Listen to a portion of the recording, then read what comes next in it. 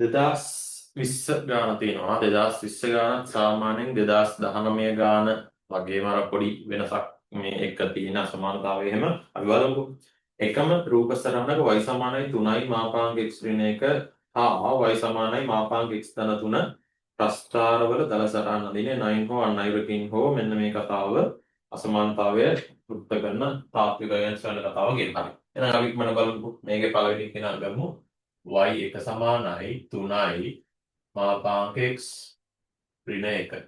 මෙයා බිඳුවක් වෙන්නේ කීයද? මෙයා බිඳුවක් වෙන්නේ x සමානයි 1දී. එහෙනම් x සමාන 1දී දැන් මේ පැත්තෙන් එනවා එකට වඩා වැඩි අගයක්. හරිනේ. එකට වඩා වැඩි අගයක් ආදේශ කරාම මෙයාගෙන් එන්නේ ධන උත්තරයක්. ඒතකොට එයා x ඍණ 1 කියලාම ගන්න පුළුවන්. ඊට පස්සේ එකට වඩා අඩු අගයක් මෙයාට ආදේශ කරාම මෙයාට ඉන්නේ ඍණ උත්තරයක්. එනක අපි ඒක ඍණයෙන් වැඩි කරලා තමයි ගන්න ඕනේ. එහෙනම් ඔතනින් මට උත්තරය ගන්න පුළුවන් y එක සමානයි ඍණ 3x අනේ ඍණ x ධන 1 නේ ඉන්නේ. එතකොට ධන 3 එනවා. මෙතනින් අපිට ගන්න පුළුවන් y එක සමානයි x ඍණ 1 වැඩි කිරීම 3 කියන්නේ 3x ඍණ 3 කියලා අපිට ගන්න පුළුවන්. ඔන්න ඔය තමයි කතාව. හරි. ඊට පස්සේ ඔය විදිහට ගත්තාම පස්සේ අපි ඔගේ ප්‍රස්ථාරය ඇඳලා යමුද?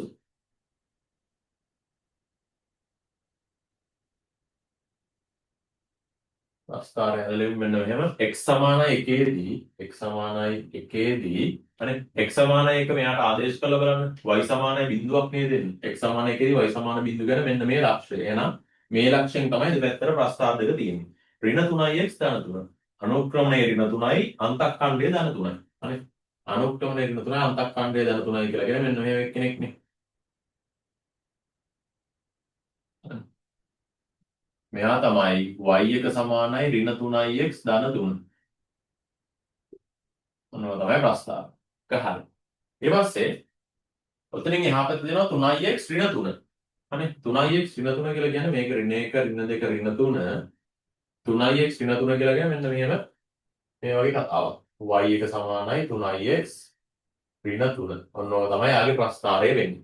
හරිනේ. එහෙනම් ඔන්න ප්‍රස්ථාර දෙක දෙපැත්තට වෙන් වෙන ප්‍රස්ථාර දෙක ගන්න. ඒක හරි. ඊට පස්සේ ඊළඟ වෙන්නේ කවුද?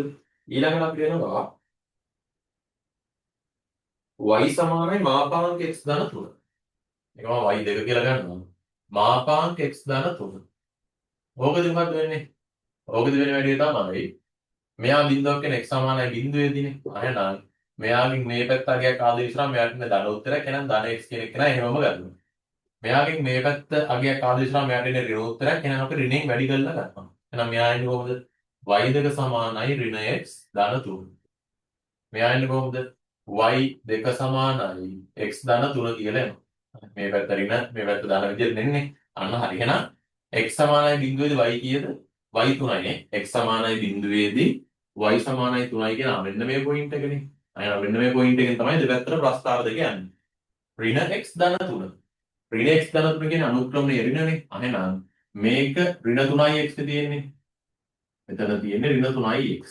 y එක සමානයි ඍණ 3යි x තියෙන්නේ. එයාට වඩා මෙයාගේ අනුක්‍රමණීය අඩුයි නේද? ඍණ x කියන්නේ ඍණ 1යිනේ.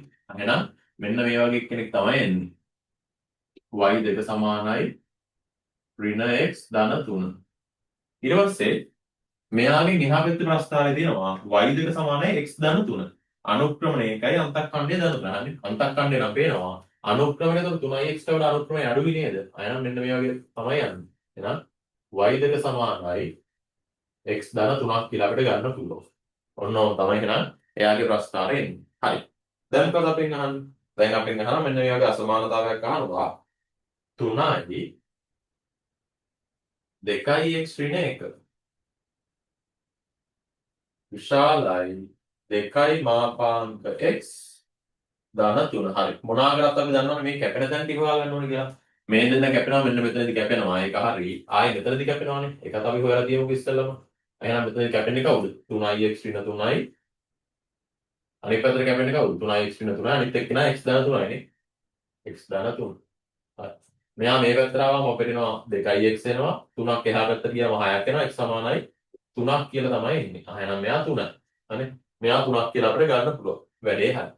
එහෙනම් දැන් මෙතන බලන්න. මම හැම වෙලෙම කියන මේ අසමානතාවය විසඳද්දී හැම වෙලෙම මෙන්න මේ ප්‍රස්ථාර තමයි මෙතන නිර්මාණය කරගන්න ඕනේ. දැන් ඔයාලට පේනවද? මෙතන තියෙනවා 3යි 2යි x ඍණ 1 හැබැයි අපි ඇන්ද x ඍණ 1. මෙතන 2යි මාපාංක x ධන 3. හැබැයි අපි ඇන්ද මාපාංක x ධන 3 විතරයි.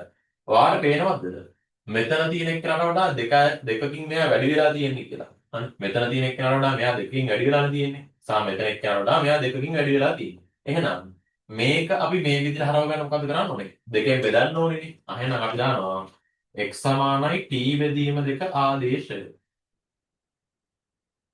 x සමානයි t බෙදීම 2 ආදේශය. එහෙනම් 3යි මෙතන 2 වැඩි කිරීම x වෙනකොට t බෙදීම 2ක් කරනවා මේ දෙකට දෙක කැපිලා t ඍණ 1ක් කියලා එනවනේ. මාපාංකය මේ දෙක ඇතුළට දැම්මහම 2යි මාපාංක x. එතකොට x වෙනකොට t බෙදීම 2 දැම්මහම දෙකට දෙක කැපිලා මාපාංක t ධන 3 කියලා එනවනේ. එහෙනම් මේ ඇඳපු ප්‍රස්ථාර දෙකම තමයි එන්නේ x වෙනකොට t ඇවිල්ලානේ. අන්න හරි. එහෙනම් මේ කවුද? මේක තමයි මුලින් යන්නේ y1. මේක තමයි පස්සේ යන්නේ y2.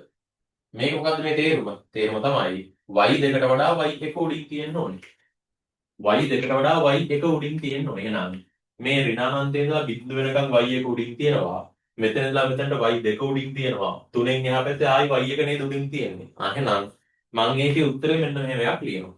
y1 උඩින් තියෙන ඍණානන්තයේ සිට බිඳුව දක්වා මම එක මෙහෙම ලියන්නම්. t කියන එක කෙනා අනේ බිඳුවට වඩා කුඩා වෙන්න ඕනේ. හෝ අනේ බිඳුවට වඩා කුඩා වෙන්න ඕනේ. හෝ 3ට වඩා වැඩි වෙන්න ඕනේ නේද y1 උඩින් තියෙනවා. එහෙනම් t කියන එක කෙනා 3ට වඩා වැඩි වෙන්න ඕනේ.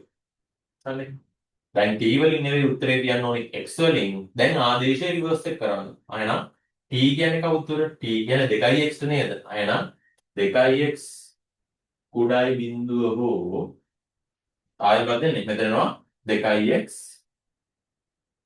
විශාලයි 3. ඔතනින් මඩ ගන්න පුළුවන් x කියන එක නා බිඳුවට වඩා කුඩායි හෝ x කියන එක නා 3 බෙදීම 2ට වඩා විශාලයි කියලා අපි ඔන්න ලස්සනට අර වගේම ආදේශයක් පාවිච්චි කරලා 2019 ගාන වගේම ආදේශයක් පාවිච්චි කරලා මෙන්න මේ වගේ මෙයාගේ උත්තරය අපිට හදා ගන්න පුළුවන්. එහෙනම් මේක තමයි 2020 ගාන වෙන්නේ.